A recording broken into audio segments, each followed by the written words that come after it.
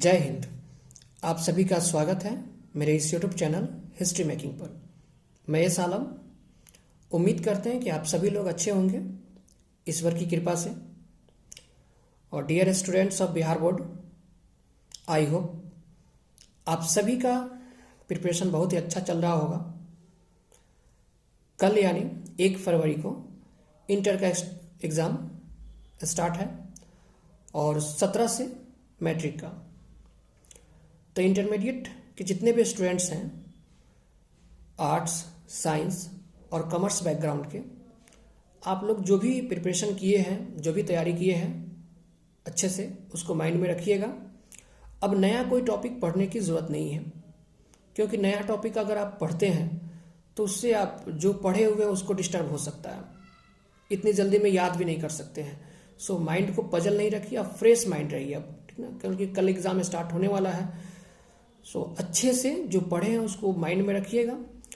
और आप लोग 1 घंटा पहले सेंटर पे पहुंचिए, भीड़ भाड़ से बचने के लिए, रास्ते में कोई ऐसे बात से बचने के लिए, ठीक ना, कहीं गाड़ी ही खराब हो जाए जाते वक्त। तो 1 घंटा टाइम लेकर ही सेंटर पे आप लोग पहुंच जाइए पहले। और मास्क जरूर लगा लीजिएगा, और सैनिटाइजर पॉसिबल हो तो सैनिटाइजर भी छोटा रख लीजिएगा अपने हाथों को सैनिटाइज करने के लिए। और आप लोगों को पता है कि जूता मोजा पहनकर सेंटर में नहीं जाना है, अलाउड नहीं किया जाएगा, तो इसको भी ध्यान में रखिएगा। और आप लोग अपने रोल के हिसाब से, ठीक ना, एग्जामिनेशन सेंटर पे जहाँ जहाँ आप लोग का सीट होगा वहाँ बैठ जाइएगा। अगर कोई प्रॉब्लम हो, कोई दिक्कत हो, तो वहाँ पे एग्जामिनेशन कंट्रोलर होता है बच्चों की हेल्प करने के लिए, उससे ज़रूर पूछिएगा, ठीक है। कहीं भी किसी तरह की कोई दिक्कत हो तो डरिएगा नहीं आप लोग, ठीक ना, बिंदास पूछ सकते हैं आप लोग का ये राइट है, ठीक है। और क्वेश्चन पेपर जब आप लोग को मिल जाए बनाने के लिए, ठीक है, सो उस पर इंस्ट्रक्शन दिया रहता है क्वेश्चन पेपर पे, उसको ध्यान से पढ़िए, पहले पूरा इंस्ट्रक्शन को ध्यान से पढ़िएगा। और क्वेश्चन को पढ़ने के लिए आपको 15 से 20 मिनट का एक्स्ट्रा टाइम दिया जाता है कि बच्चे इसको क्वेश्चन को ध्यान से पढ़ सके, समझ सके, ठीक है। तो 15 से 20 मिनट का जो आपका एक्स्ट्रा टाइम मिलता है, उस एक्स्ट्रा टाइम में आप क्वेश्चन को केयरफुल्ली पढ़ लीजिएगा अच्छे से, कहीं से कोई डिस्टर्बेंस ना हो, ठीक ना। जब आपको OMR सीट मिल जाए, क्वेश्चन आपको 2 तरह के होंगे, एक ऑब्जेक्टिव, दूसरा सब्जेक्टिव। तो पहले OMR सीट पे आपको ऑब्जेक्टिव करना है, ठीक है। तो जो जो क्वेश्चन आपसे पहले बनने वाला है, ठीक है, जो जो क्वेश्चन आपसे पहले बनने वाला है उसको आप बना लीजिए अच्छे से। जो क्वेश्चन छूट जाता है उसको छोड़िए, अभी जो पहले बन रहा है उसको बना लीजिए। लास्ट में जब समय बचे, लास्ट में जो नहीं बन रहा है तो उसको क्वेश्चन को बार बार रिपीट कीजिए, बार बार पढ़िए। क्वेश्चन पढ़ने से ना बहुत सारे क्लू मिल जाते हैं, ठीक है। तो क्वेश्चन कोशिश कीजिए कि हम क्वेश्चन को बार बार पढ़ें। क्वेश्चन पढ़ने से आपको कहीं आंसर आ जाए, अगर आ जाए तो बेहतर है, उसको टिक कर दीजिए। और बाय द वे अगर नहीं आता है, 2-4 क्वेश्चन तो ऐसा होता ही है पजल जो एकदम नहीं, अगर पॉसिबिलिटी ही नहीं बन रहा है कि आप याद ही नहीं है, तो वैसे हालत में छोड़ने से अच्छा है कि उसको बनाया ही जाए, ठीक है, ऑप्शन चाहे जो हो। तो ये देख लीजिएगा ओवरऑल कि आप जितना भी क्वेश्चन बनाए हैं ऑब्जेक्टिव, उसमें मैक्सिमम ऑप्शन क्या आ रहा है, ए आ रहा है या बी आ रहा है या सी आ रहा है या डी आ रहा है, ठीक है। जो भी आ रहा होगा उस हिसाब से उस ऑप्शन को लगा दीजिएगा। जो नहीं बन रहा उसको पॉसिबिलिटी होता है सही होने का, ठीक है, छोड़ने से तो अच्छा है कि आप उसको लगा ही दीजिए, ठीक है। उसके बाद आपको ऑब्जेक्टिव का जब टाइम ओवर हो जाएगा तो कॉपी आपसे ले लिया जाएगा, फिर सब्जेक्टिव दिया जाएगा बनाने के लिए, ठीक ना।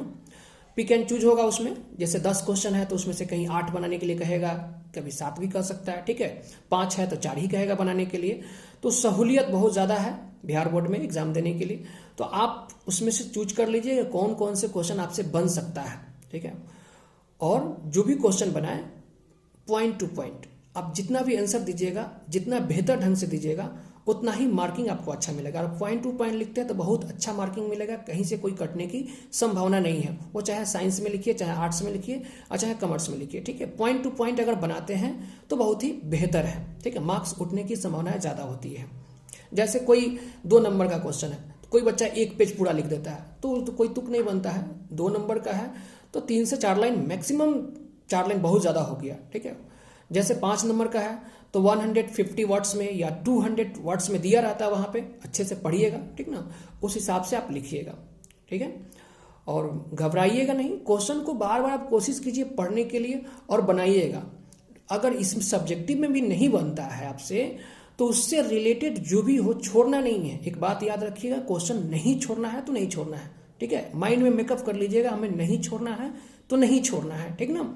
और उससे रिलेटेड जो भी आए बनाकर ही आइएगा, छोड़ने से कोई उपाय नहीं है। अगर बना के आते हैं तो बहुत सारा ऑप्शन बन सकता है, ठीक ना। तो आप बना के आइएगा, छोड़िएगा नहीं, ठीक है।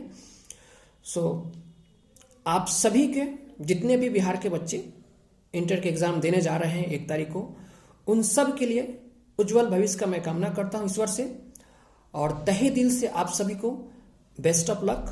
आपका एग्जाम बेहतर से बेहतर जाए, ठीक है।